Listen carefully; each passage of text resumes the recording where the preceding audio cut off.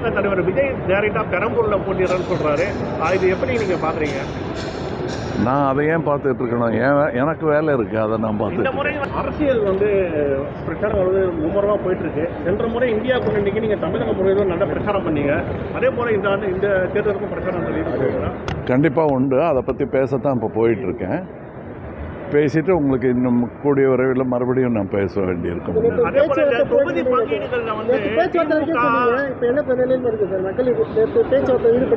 அதுதான் போயிட்டு இருக்கேன். நான் அதுதான் திரும்பி வந்திருக்கேன். தொகுதி பங்கீடுகள்ல பாத்தீங்கன்னா மற்ற கட்சிகளுக்கு திமுக குறைத்து வழங்கக்கூடிய சூழ்நிலையில நான் இது ஏற்கனவே மதுரையில் இறங்கும்போது சொன்னேன். நான் எனக்கு இது கடமையாக நினச்சிட்டு இருக்கேன். தவிர இதில் எனக்கு என்ன பெரிய லாபங்கிறத பற்றி யோசிக்காமல் நான் சொல்லும்போது கிண்டல் அடித்தாங்க. இந்த அலையன்ஸ் எதுக்காகன்னு கேட்டாங்க.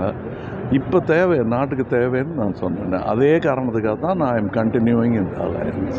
ரஜினி சார், கமல் சார் படம் என்ன நிலைமையில் இருக்குது சார்? எந்த படம்? ரஜினி சார் நீங்கள் படம் இது இப்போ எலெக்ஷன் முடிஞ்சு தான் ஆரம்பிக்கணும். எனக்கு வேலை இருக்குது இங்கே, நானும் அதில் நடிக்கணுமே. சார் அதே போல் நிறைய கட்சிகள் தங்களுடைய வேட்பாளரை அறிவிக்க ஆரம்பிச்சிட்டாங்க. தாவேக தலைவர் விஜய் டைரக்டா பெரம்பூரில் போட்டிடுறேன்னு சொல்கிறாரு. இது எப்படி நீங்கள் பார்க்குறீங்க? நான் அதை ஏன் பார்த்துட்டு இருக்கணும்? எனக்கு வேலை இருக்குது, அதை நான் பார்த்து. இந்த முறை இந்த முறை புதியவர்களுக்கான வாய்ப்புகள் மக்கள் நீதி மையத்தில் எதிர்பார்க்கலாம். எப்பவுமே இருக்குது மக்கள் நீதி மையத்தில். நான் தான் அதில் இருக்கிறதுக்குள்ள பழைய ஆள். தொகுதிகள்